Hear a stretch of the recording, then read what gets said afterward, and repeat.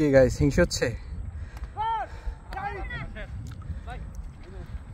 কিছু স্মৃতি অমলিন। আমার বন্ধু যাব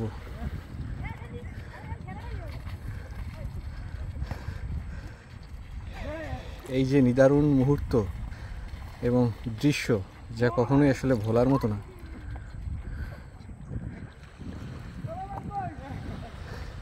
কিছু জিনিস স্মৃতি, এই জন্য স্মৃতির পাতায় রেখে দিলাম।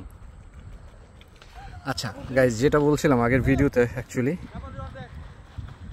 সেটা হচ্ছে এই যে ম্যানগ্রোভ ফরেস্ট দেখতে পাচ্ছেন, এখানে পুরোটাই হচ্ছে ম্যানগ্রোভ ফরেস্ট। তারপরে হচ্ছে ভেতরের দিকে পানি চলে আসছে জোয়ারের পানি থাকার কারণে।